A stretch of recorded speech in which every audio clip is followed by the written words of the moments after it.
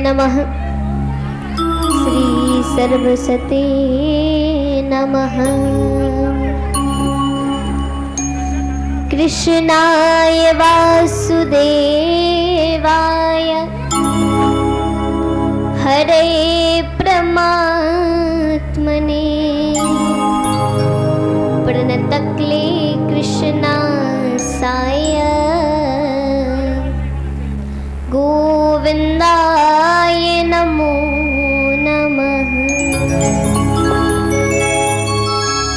लक्ष्मीनाथ समारंभा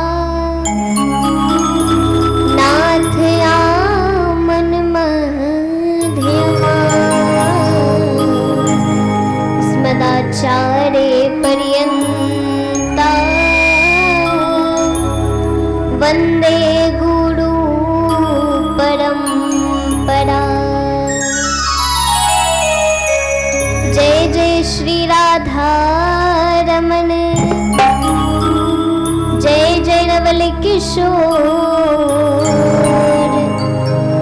जय गोपी चित चोर प्रभु जी, जय जय माखन चोर।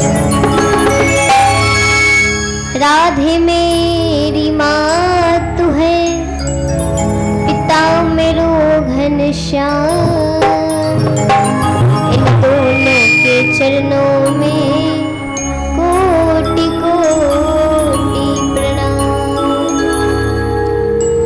आए हो तो प्रेम से लो हरि का नाम, सभी भक्तों को राजलक्ष्मी की जय जय राधे श्याम, जय जय सीताराम। प्रेम से बोले भागवत महापुराण की जय, भक्तवत्सल भगवान की जय हो, कृष्ण कन्हैया लाल की जय हो, सावरिया सेठ की जय हो। राधे राधे। प्रेम से बोलिए भक्तवत्सल भगवान की जय हो। प्रेम से बोलिए राधा रानी सरकार की जय हो, कृष्ण कन्हैया लाल की जय, सावरिया सेठ की जय हो, भक्तवत्सल भगवान की जय। राधे श्री राधे, राधे राधे श्री राधे, राधे राधे। प्रेम से बोलिए भक्तवत्सल भगवान की जय, राधा रानी सरकार की जय, सुखदेव मुनि महाराज की जय, कृष्ण कन्हैया लाल की जय। आचरणीय वंदनीय प्रातः स्मरणीय पूज्य सतगुरुदेव जी के चरणों में सादर प्रणाम। यहाँ विराजमान 33 कोटि देवी देवताओं के चरणों में सादर प्रणाम। यहाँ बैठे पिता तुल्य बुजुर्ग, माता अनसुईया जैसी मातृ शक्ति, ध्रुव प्रहलाद जैसे ग्वाल बाल, आप सभी को इस व्यास पीठ की ओर से राधे राधे, जय श्री कृष्णा, जय श्री। आज हम सभी भगवान की कृपा से कथा के दूसरे दिवस में प्रवेश कर चुके हैं। आज कथा का दूसरा दिन है। अब बचे कितने दिन? 5 दिन। यानी कि धीरे धीरे समय बीत रहा है, इसलिए हमें पूरी कोशिश करनी है, अपने मन तन से कथा सुननी है, पूरा सहयोग करना है। और इन 7 दिनों में पूरी कोशिश करनी है कि भगवान एक नजर हमारी ओर भी देख ले। प्रेम से बोलिए भक्तवत्सल भगवान की जय, राधा रानी सरकार की जय, कृष्ण कन्हैया लाल की जय। आइए तो हम सभी सबसे पहले भगवान के संकीर्तन से, भगवान के नाम से कथा का प्रारंभ करेंगे। राधे श्री राधे, राधे। प्रेम से बोली राधे रानी सरकार की जय। आइए सभी भक्त भगवान के संकीर्तन से, भगवान के नाम से कथा का प्रारंभ करेंगे।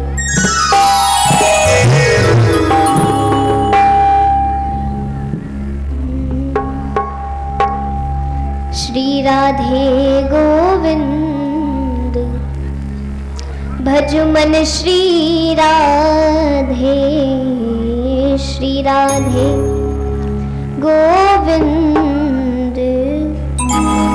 भज मन श्री राधे।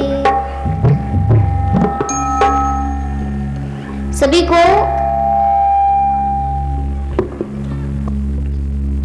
को गाना भी है और तालियों का सहयोग भी करना है। तो बूढ़े बूढ़े हाथ उठाकर सभी भक्त बड़े बड़े और तालियों की सेवा के साथ सभी गाएंगे। श्री राधे गोविंद भज मन श्री राधे, श्री राधे गोविंद भज मन श्री राधे, श्री राधे गोविंद भज मन श्री राधे, श्री राधे राधे, श्री राधे श्री राधे, श्री राधे जय जय राधे,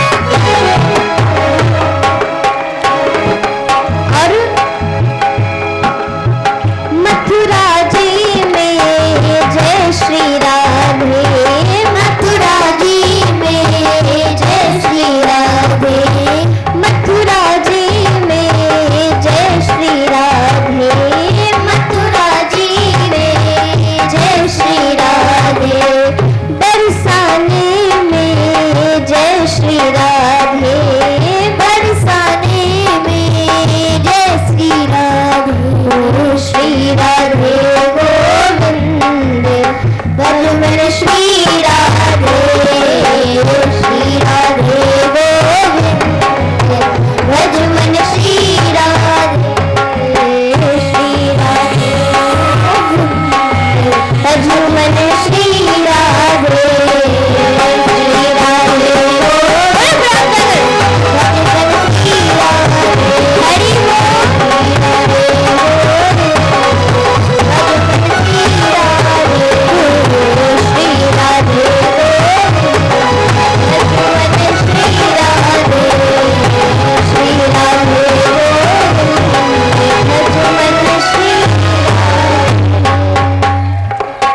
प्रेम से बोली सावरिया सेठ की जय हो, भक्तवत्सल भगवान की जय हो, कृष्ण कन्हैया लाल की जय हो, सावरिया सेठ की जय हो, श्रीमद् भागवत महापुराण की जय हो। आवाज बढ़ाइए।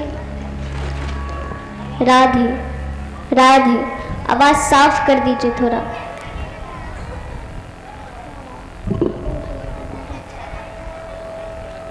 राधे श्री राधे श्री राधे राधे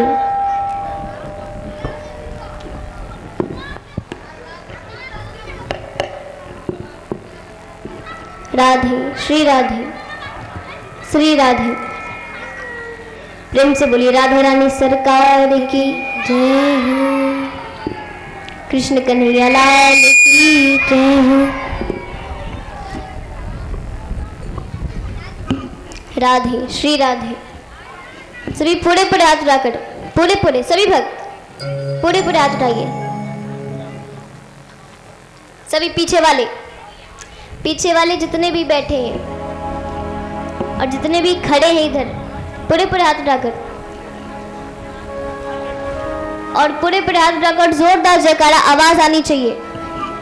प्रेम से बोली भक्तवत्सल भगवान की, सावरिया सेठ की, श्रीमद् भागवत महापुराण की जय, कृष्ण कन्हैया लाल की जय। आइए तो आज हम सभी भगवान की कृपा से कथा के द्वितीय दिवस दूसरे दिन में प्रवेश कर चुके हैं। आज कथा का दूसरा दिन है और आज भी थोड़ा सा विलंब हो गया, लेकिन कोई बात नहीं। और आप सभी को सहयोग भी करना है क्योंकि आज भगवान का विवाह है, तो आप सभी को कम से कम पूरी कथा सुनकर आरती प्रसाद लेकर ही घर जाना है। तो कौन कौन पूरी कथा सुनेंगे हाथ उठाइएगा। झूठ नहीं, जो पूरी कथा सुनेंगे वही हाथ उठाएंगे। पूरे पूरे हाथ उठाइए जो पूरी कथा सुनेंगे और आरती प्रसाद लेकर ही घर जाएंगे। तो चलिए जोरदार तालियां खुद के लिए।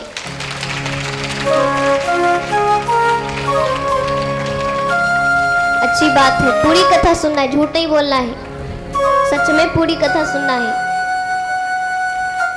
और आरती प्रसाद लेकर ही सबको घर जाना है। क्योंकि ऐसे अगर हम बीच कथा में उठते हैं ना तो ये भगवान का अपमान होता है कि कथा चल रही है, हम बीच कथा में उठ के चले गए।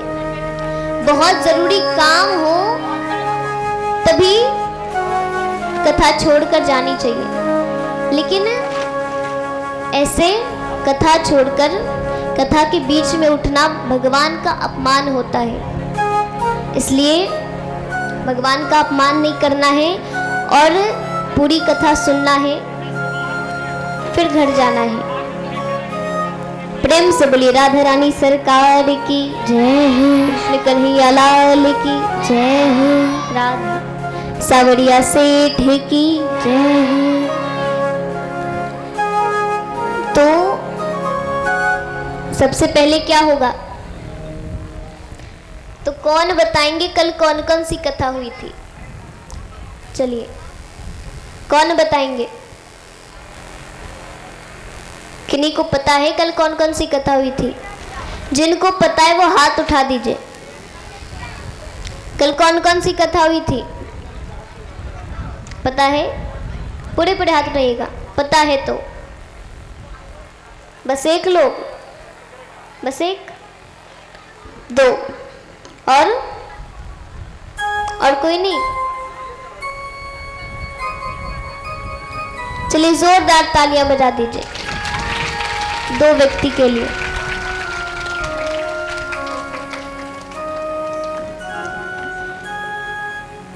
तो कौन बताएंगे? खड़े हो जाइए। कौन कौन सी कथा हुई थी?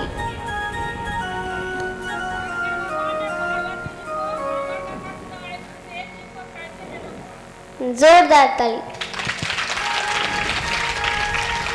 और कौन सी कथा हुई थी? सुखदेव जी का जन्म हुआ था और भगवान की महिमा के बारे में बताया गया, भगवान के रूप के बारे में बताया गया। कल भागवत जी का महत्व हुआ, महात्म। तो कल ज्यादा कथा तो नहीं हुई, लेकिन भगवान के रूप के बारे में वर्णन हुआ। सुखदेव जी का जन्म कैसे हुआ ये बताया गया, अमर कथा हुई। ये सारी कथाएं हमने कल श्रवण करी। अब हम सभी आज की कथा की ओर चलते हैं और ये सवाल रोज पूछा जाएगा, तो कथा बिल्कुल ध्यान से सुनना है और इसका श्रवण, चिंतन और मनन करना है। यहाँ अब हम सभी नैमिषारण्य क्षेत्र की ओर चलते हैं, जहां पर 88,000 ऋषिगण बैठे हैं और जिन्हें सूत जी महाराज कथा सुना रहे हैं। यहाँ नैमिषारण्य क्षेत्र में सूत जी महाराज कथा सुना रहे हैं। कहते हैं नैमिषे सूत मासन मभिवाध्य महामतिम कथामृत रसा स्वाद कुशल सौनको ब्रहवित। यानी नैमिषारण्य क्षेत्र में महामतिम सूत जी महाराज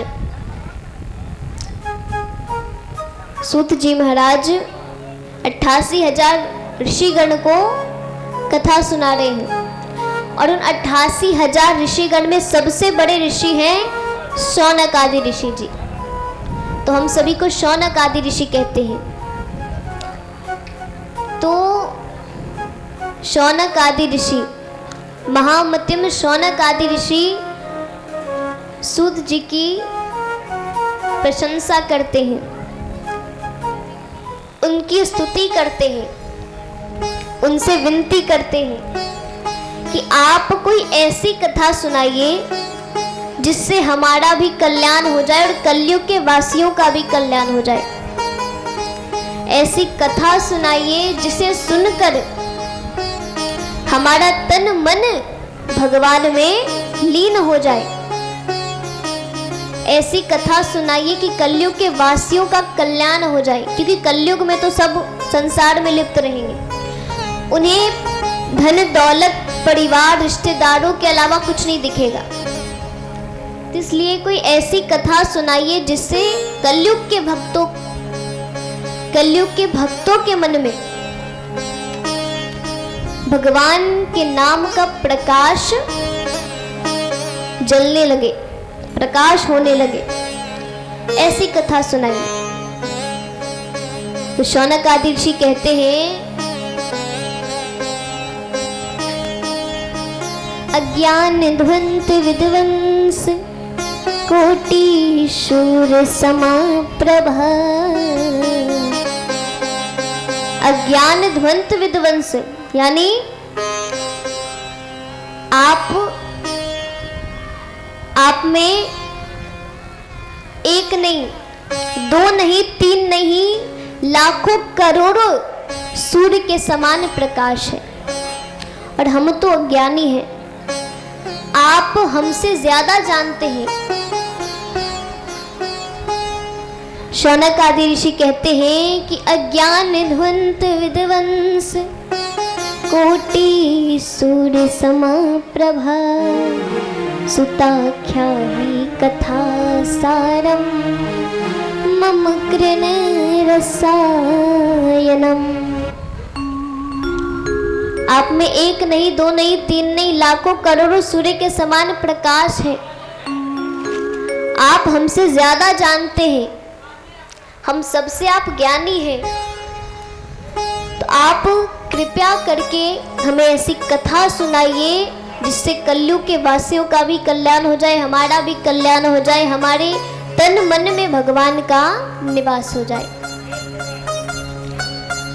तो सूत जी महाराज कहते हैं, काल व्याल मुख ग्रास त्रास निर्नाश हेतवे। काल व्याल मुख ग्रास यानी काल रूपी सर्प सबको अपना भोजन बनाते हुए आ रहा है। और इसका अर्थ क्या होता है? इसका अर्थ ये हुआ कि सबकी आयु निश्चित है। सूत जी कहते हैं कि सबकी आयु निश्चित है, सबको किसी ना किसी समय पर मरना है ना। आइए आगे की माताएं, हो गई पंचायत, थोड़ी देर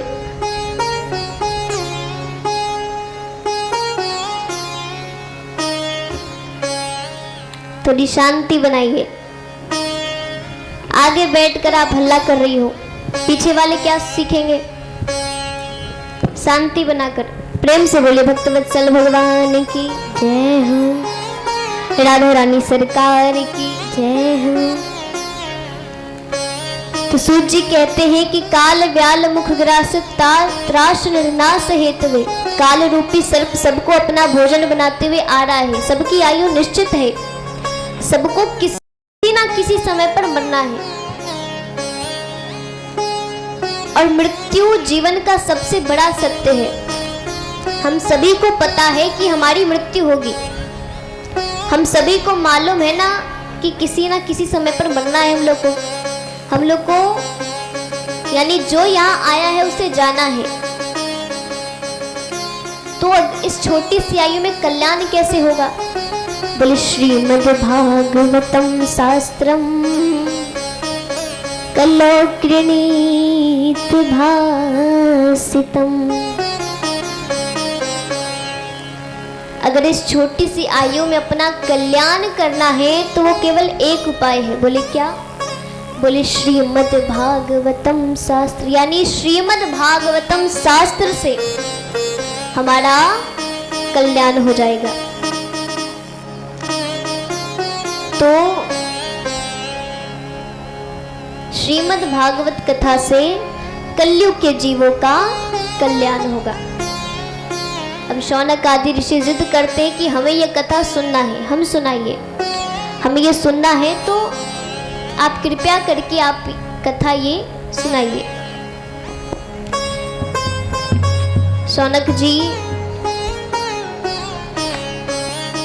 शौनक आदि ऋषि कहते हैं कि प्रभु आपने कहा बस इसी कथा से, इसी शास्त्र से कल्याण होगा, तो इसके बारे में कुछ बताइए। बोले क्या? बोले सबसे पहले ये कथा किसने किससे कही? तो सूत जी कहते हैं कि सबसे पहले ये कथा नारद जी से सनकादि ऋषि कहते हैं। बोले कैसे? बोले एक बार नारद जी महाराज भक्ति ज्ञान वैराग आप तो विवेको वर्धते महान माया मोह निरागस्या वैष्णवे कृते कथम। सूत जी महाराज भक्ति ज्ञान वैराग की कथा प्रारंभ करते हैं। सूत जी कहते हैं कि नारद जी एक बार, अब नारद जी ने धरती के बारे में बहुत अच्छी अच्छी बातें सुन रखी थी। राजा हरिश्चंद्र, माता अनसुईया और भी बहुत से लोगों के बारे में बहुत अच्छी अच्छी बातें सुनी थी उन्होंने। तो वो सोचते हैं कि क्यों ना धरती का भ्रमण कर लिया जाए, हम भी देखें कैसे लोग हैं, कैसे मनुष्य हैं। तो यहाँ नारद जी पृथ्वी का भ्रमण करते हुए हरिद्वार पहुंचते हैं। अब उनका मुख थोड़ा मुरझाया हुआ है। सनकादि ऋषि रास्ते में मिलते। सनकादि ऋषि कहते, अरे जिनके चेहरे पर हमेशा भगवान का नाम हो, वो नाराज है, वो दुखी है, ये बात कुछ समझ नहीं आ रही। सनकादि ऋषि नारद जी के पास जाते हैं, उनसे कहते, क्या बात है, आप इतने दुखी क्यों हैं? बोले, क्या बताना है, अरे मैंने तो बहुत अच्छी बातें सुनी थी पृथ्वी के बारे में, लेकिन यहाँ आकर पता चला कि पृथ्वी कैसी है। हर जगह कलेश मचे हुए हैं, हर जगह एक दूसरे से झगड़ा कर रहे हैं लोग, भाई भाई एक दूसरे से झगड़ा कर रहे हैं, बच्चे अपने माता पिता को घर से बाहर निकाल देते,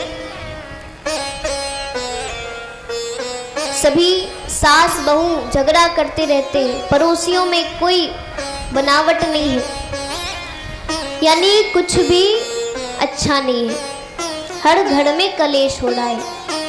और यही सब देखते हुए मैं वृंदावन पहुंचा, और वृंदावन में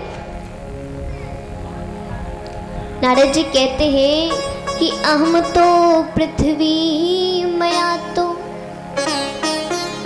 ज्ञात्वा सर्वतो मामिते पुष्करम च प्रयागम च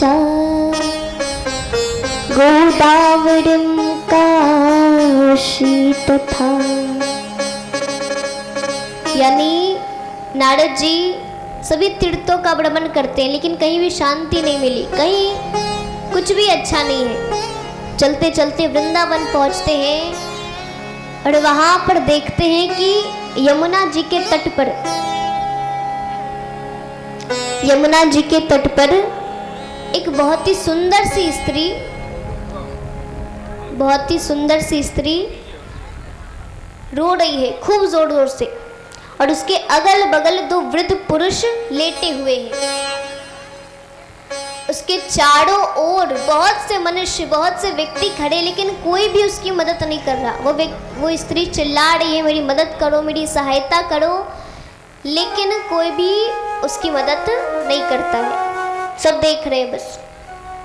नारद जी ये सब देखकर आगे बढ़ रहे थे, पीछे से स्त्री ने आवाज लगाई, नारद जी, अरे आपको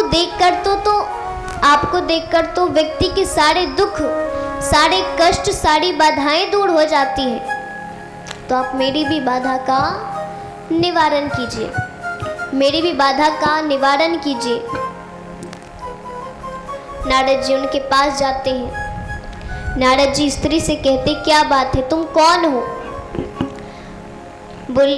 उस स्त्री ने कहा, मेरा नाम भक्ति है, मेरा जन्म दक्षिण भारत में हुआ, कर्नाटक में मेरा परिपालन हुआ, गुजरात आते आते तक मैं वृद्ध हो गई। वृंदावन आकर तो मैंने अपनी यौवन अवस्था प्राप्त कर ली, लेकिन मेरे दोनों बच्चे ये अभी भी वृद्ध अवस्था में हैं, तो आप इनका कुछ निवारण करो। अब अच्छा, भक्ति ऐसा क्यों कहती है कि दक्षिण भारत में मेरा जन्म हुआ? क्यों कहती है? क्यों कहती है? दक्षिण भारत में बहुत से ऐसे ऋषिगण हुए जिन्होंने भक्ति के प्रचार प्रसार में अपना पूरा जीवन व्यतीत कर दिया, अपना पूरा जीवन लगा दिया, और इसलिए कहते कि दक्षिण भारत में भक्ति का जन्म हुआ, कर्नाटक में परिपालन हुआ, यानी कर्नाटक में उन्होंने यौवन अवस्था प्राप्त करी। ऐसा कहा जाता है कि कर्नाटक में अभी भी लोग बहुत नियम से निर्जला एकादशी का व्रत पूरा करते हैं, खूब नियम से व्रत को पूरा करते, नियम से पूजा पाठ करते, हर चीज एकदम भक्ति भाव से करते हैं। तो कर्नाटक में भक्ति ने यौवन अवस्था प्राप्त करी और फिर क्या कहती, गुजरात आते आते तक में वृद्ध हो गई। यानी गुजरात में पहले बिल्कुल भक्ति नहीं थी। पहले लोग अगर किसी को चंदन लगाते देख लेते ना, तो वो कहते रहे सारा काम छोड़ो, सबसे पहले इसे घर से निकालो, गांव से निकालो, ये पूरे गांव को खराब कर देगा। ऐसी अवस्था थी। अब पहले भी ज्ञानी होते थे, लेकिन सभी ज्ञानी, सभी संत जन भगवान के विरोध में श्लोक लिखा करते, भगवान की बुराई करते श्लोक में। लेकिन अभी ऐसा नहीं। अभी गुजरात में बहुत भक्ति है, यानी गुजरात भक्ति का सरताज है, लेकिन पहले बिल्कुल भक्ति नहीं थी। तो यहाँ नारद जी कहते हैं कि प्रभु, मैंने उन ज्ञान और वैराग के लिए बहुत कर्म किए, बहुत प्रयत्न किए, लेकिन वो दोनों के लिए मैं जब तक श्लोक गाता, जब तक पाठ करता, तब तक तो वो चेतन अवस्था में रहते, लेकिन जब मैं चुप हो जाता तब वो वापस से मूर्छित हो जाते। सनकादि ऋषि कहते हैं इसका एक उपाय है। बोले क्या? बोले आप श्रीमद् भागवत कथा सप्ताह पारायण कीजिए, इससे उन दोनों का कल्याण हो जाएगा। नारद जी कहते, प्रभु मुझे आपके मुख से कथा सुननी है, तो कृपा कर आप ये कथा कह दीजिए, मैं भी सुन लूंगा, उन दोनों का कल्याण भी हो जाएगा। अब सनकादि ऋषि कथा प्रारंभ करते। पहले दिन, दूसरे दिन, तीसरे दिन, चौथे दिन, सातवें दिन वहाँ साक्षात परम पिता परमेश्वर भगवान विष्णु पधारते। प्रेम से बोलिए भक्तवत्सल भगवान की जय, राधा वल्लभ भगवान की जय। भगवान सबसे पहले उन दोनों ज्ञान वैराग का उद्धार करते, फिर भक्ति से कहते बताओ क्या चाहिए। भक्ति ने कहा मेरी तो एक ही इच्छा है। बोले क्या? बोले आप मुझे ये वरदान दीजिए कि मैं सदैव आपके भक्तों के हृदय में वास करूं, यानी मेरे माध्यम से आपको जो भी बुलाएगा आपको उसके घर जाना पड़ेगा। तो भगवान भक्ति को ये वरदान देते हैं। भगवान को प्राप्त करने के दो मार्ग होते हैं, ज्ञान और भक्ति। ज्ञान से कैसे प्राप्त करना है कि गुरुकुल में जाओ, शिक्षा प्राप्त करो, वेद पुराण ग्रंथ इत्यादि सब रटो, उसके बाद भगवान से मिलना आसान हो जाता है। और भक्ति पूजा पाठ यज्ञ इत्यादि करो, ये भक्ति होती है। अब लोग सोचेंगे इन दोनों में भक्ति आसान है ना? लेकिन मैं बता दूं दोनों ही मुश्किल है। ज्ञान तो मुश्किल है ही, भक्ति भी मुश्किल है।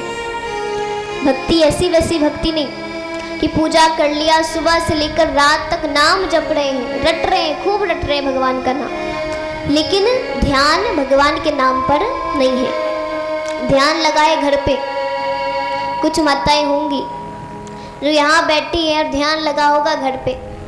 फ्रिज में मैंने दूध रखा था, पता नहीं उस बहू ने उबाला होगा या नहीं उबाला होगा, पता नहीं भोजन पानी बना होगा या नहीं बना होगा, या फिर जाकर ऐसे ही सोना पड़ेगा।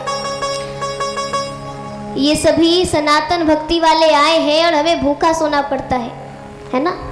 ये सब सोच रहे होंगे तन तो यहाँ है लेकिन मन यहाँ नहीं है, मन घर पे लगा है, पता नहीं घर में क्या चल रहा होगा। तो ऐसी भक्ति नहीं। भक्ति कैसी होती है? भक्ति वो होती है जहाँ मन अगर भगवान में लग गया तो तन की कोई आवश्यकता नहीं, तन कहीं भी रखो, मन भगवान में होना चाहिए। लेकिन लोग तन भगवान में रखते और मन कहीं और। निस्वार्थ भक्ति करनी चाहिए, मैंने कल भी बताया था ना, निस्वार्थ भक्ति होनी चाहिए। कलयुग के भक्तों वाली नहीं कि 3 महीने भक्ति करी और 3 वरदान और चाहिए, वैसी वाली नहीं। तो यहाँ भक्ति भगवान से वरदान मांगती है, उसके बाद भगवान वरदान देते हैं। भक्ति संतों से कहती है कि प्रभु मुझे आपके साथ चलना है। संत जन कहते हैं भक्ति तुमने तो अभी भगवान से कहा कि मुझे वरदान दीजिए मैं भक्तों के हृदय में वास करूं, तो फिर हमारे साथ चलने का क्या फायदा? अरे तुम्हारा स्थान तो भक्तों के हृदय में है, भक्तों के पास है, तुम जाओ भक्तों के हृदय में वास करो और सदैव वास करना।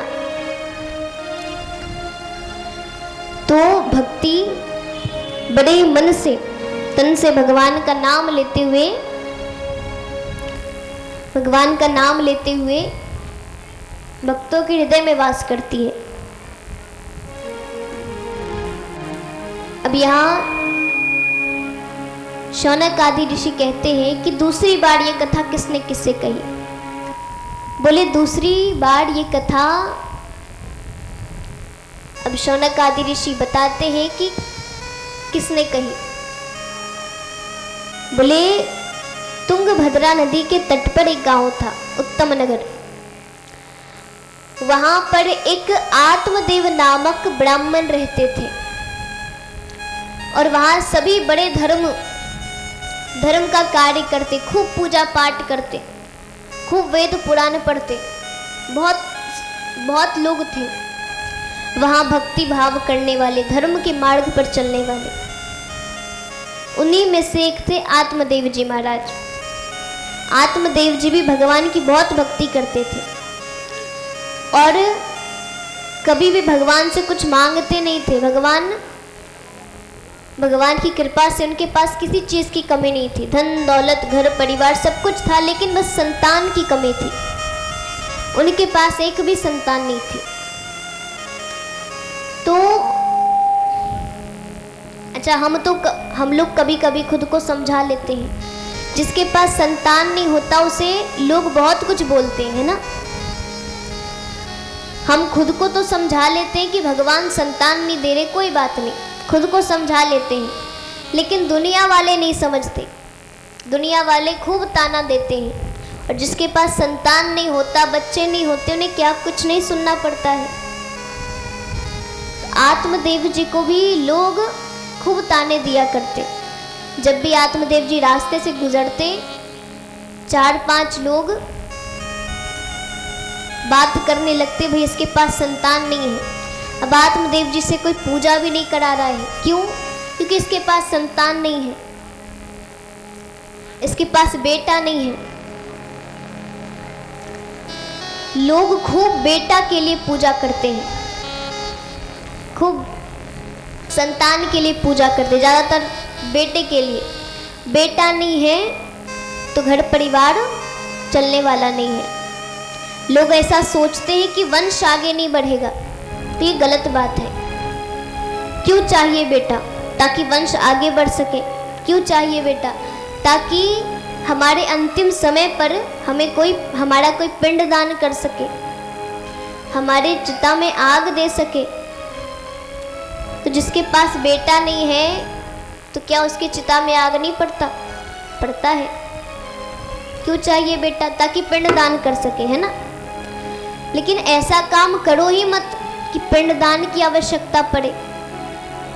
ऐसा काम करो कि बिना पिंडदान के ही मोक्ष प्राप्ति हो जाए। पिंडदान क्यों है? ताकि हमारे पितरों को मोक्ष मिल जाए। तो ऐसा काम करो ही मत कि मोक्ष में मुश्किल हो, मोक्ष ना मिले। अगर मोक्ष चाहिए तो खुद से प्रयत्न करो, खुद से कोशिश करो।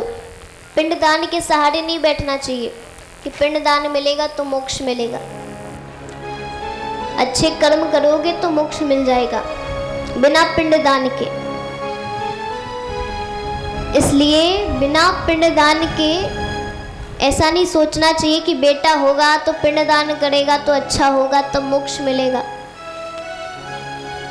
ऐसे काम करो कि बिना बेटे के, बिना पिंडदान के मोक्ष मिल जाए। लेकिन दुनिया वाले बिल्कुल नहीं समझते हैं। आत्मदेव जी खुद को बहुत समझाते, कोई बात नहीं, बेटा नहीं, भगवान की मर्जी। लेकिन रोजाना दुनिया वाले ताना देते, भाई इसके पास बेटा नहीं है, इसकी शक्ल नहीं देखनी चाहिए, इसका मुख नहीं देखना चाहिए, इसके हाथ से भोजन नहीं लेना चाहिए।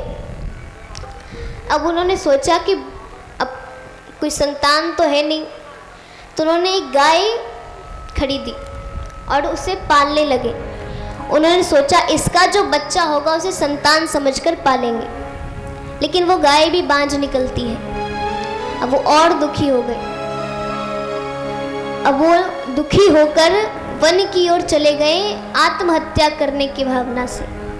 वन में उन्हें एक ब्राह्मण मिलते हैं। वो ब्राह्मण के चरण पकड़ लेते हैं और कहते हैं, प्रभु कुछ उपाय कीजिए, कुछ मदद कीजिए, कुछ कृपा कीजिए। बोले क्या हुआ? बोले संतान नहीं है प्रभु।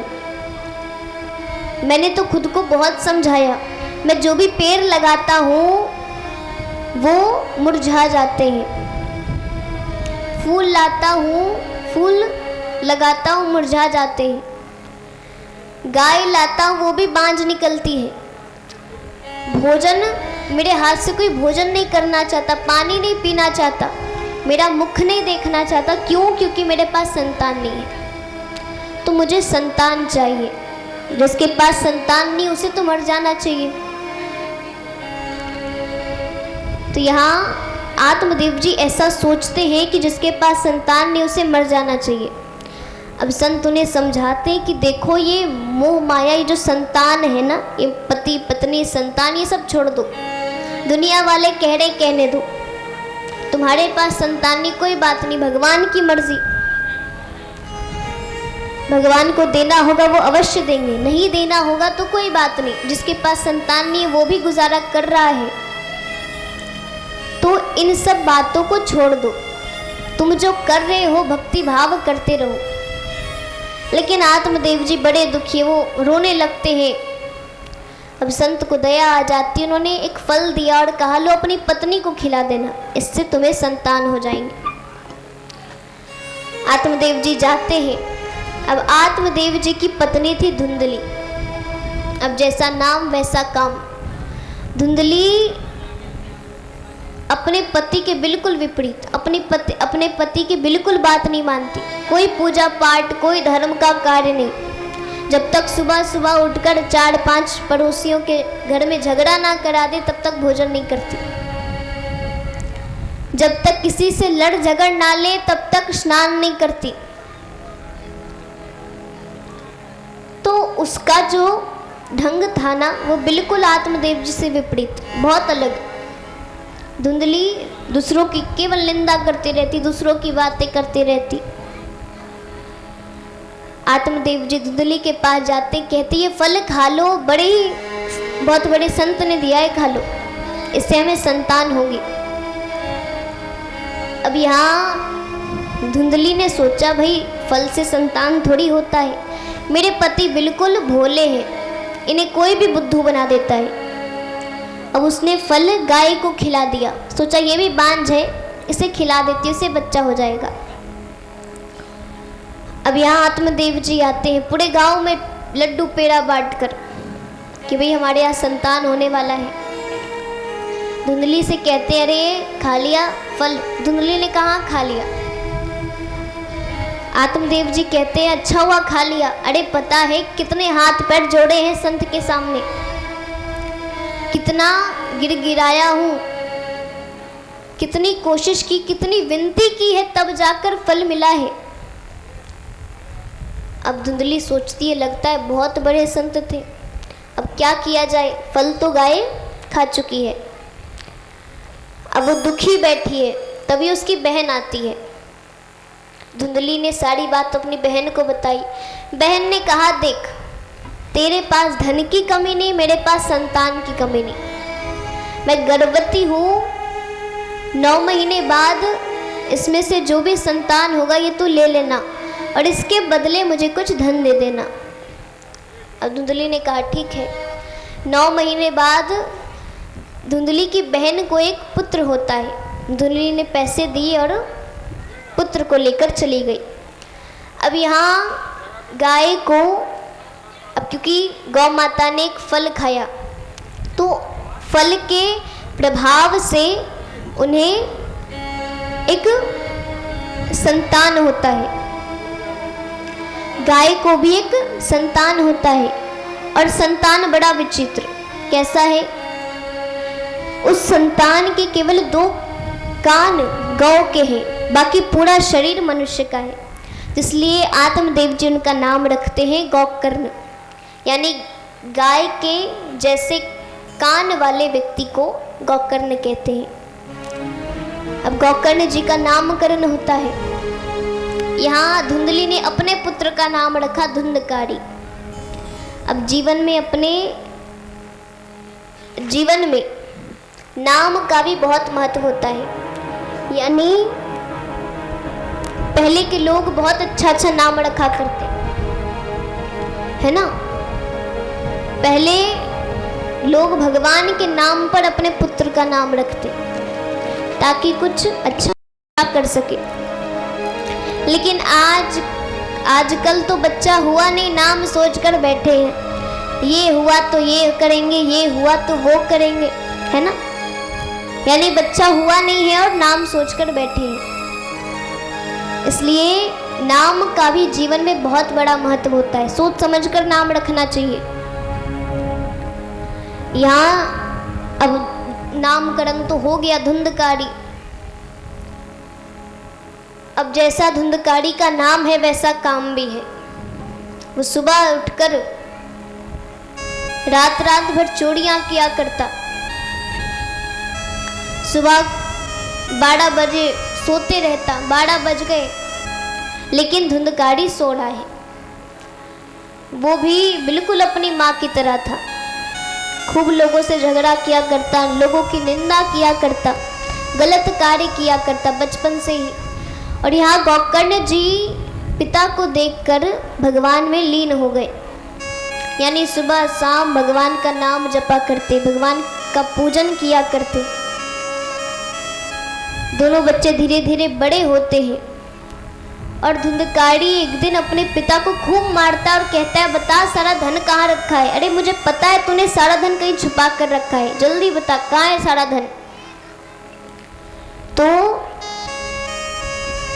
आत्मदेव जी रोने लगते हैं। धुंधकारी चला जाता धन लेकर।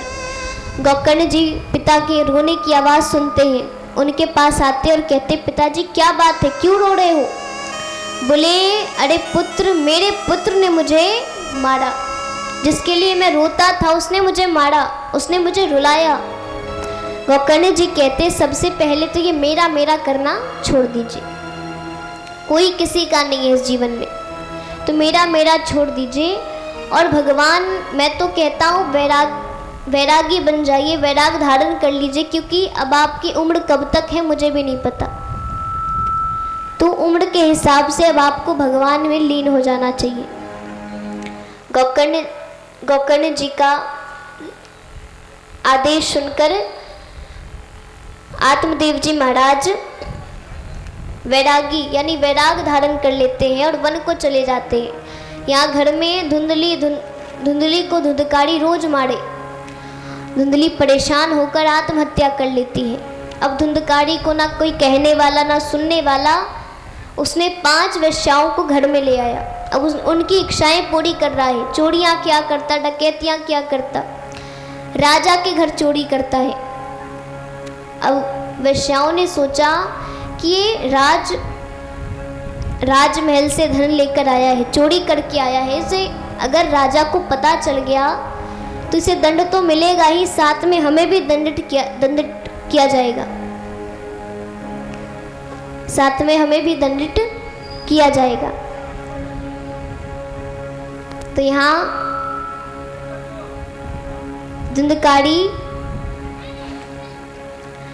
धुंधकारी चोरी करके आता है, वो सो रहा है। वेश्याओं ने योजना बनाई कि इसे कभी ना कभी तो मरना है, राजा तो इसे मृत्यु दंड देगा, हमें भी मार देगा ये, तो क्यों ना इसे अभी मार दे। पांचों वेश्याओं से खंबे से बांधती है और उसे बांधकर उसका गला दबाती है और उसके मुख पर गरम गरम खौलते हुए कोयले डाल देती है और इस प्रकार धुंधकारी की तड़पते हुए मृत्यु हो जाती है। अब धुंधकारी की मृत्यु हो जाती है, वेश्या सारा धन लेकर चली जाती है। गोकर्ण जी को पता चलता है, गोकर्ण जी पिंडदान करते हैं गया जी में जाकर। वो गुरुकुल से कुछ दिनों बाद वापस आते हैं, अपने घर में विश्राम करते हैं, तो रात के समय उन्हें किसी के रोने की आवाज़ आती है। वो पूछते हैं कौन है? अंदर से आवाज़ आती है, मैं तुम्हारा भाई धुंधकारी। बोले अरे मैंने तो तुम्हारे लिए पिंडदान किया, गया जी में श्राद्ध कर्म किए और तुम्हें मोक्ष नहीं मिला।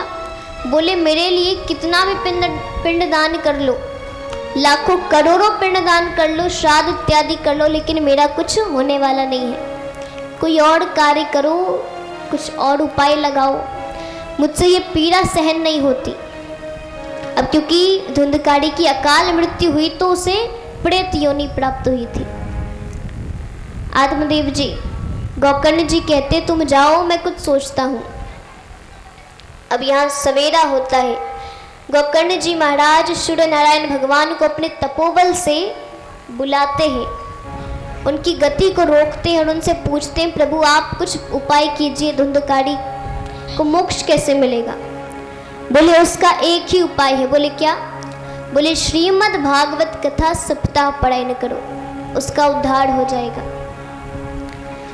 अब सभी अपना अपना कल्याण करने आते, सभी भक्त बैठे हैं, गोकर्ण जी कथा सुना रहे हैं। अब जिसके लिए कथा हो रही है धुंधकारी भी आता है और उसे एक 7 गांठ वाले बांस में जगह मिलती है, वो बैठ जाता है। पहले दिन कथा विश्राम होती है और एक बड़ी विचित्र घटना हुई। जिस बांस में धुंधकारी बैठा था उस बांस का पहला गांठ टूट जाता है। इसी प्रकार 7वें दिन 7वां गांठ टूटता है और उस बांस में से सुंदर सा पीताम्बर पहने, धोती पहने, बहुत ही सुंदर से वस्त्र पहने, गले में तुलसी कंठी माला पहने सुंदर सा पुरुष बाहर आता है। गोकर्ण जी पूछते हैं आप कौन है? बोले मैं तुम्हारा भाई धुंधकारी, तुम्हारे कृपा से, भगवान की कृपा से मुझे मोक्ष मिल गया। भगवान के पार्षद धुंधकारी को लेने आते। गोकर्ण जी कहते हैं अरे ये तो गलत बात है, कथा सबने सुनी और पार्षद विमान केवल धुंधकारी के लिए, तो गलत है। पार्षद कहते हैं कथा तो सबने सुनी लेकिन उस नियम से नहीं सुनी, जिस नियम से, जिस प्रकार धुंधकारी ने सुनी। बोले कैसे सुना उसने कथा? अब क्योंकि आप सब कथा सुनेंगे, आरती प्रसाद लेकर घर चले जाएंगे, है ना, सभी घर जाएंगे।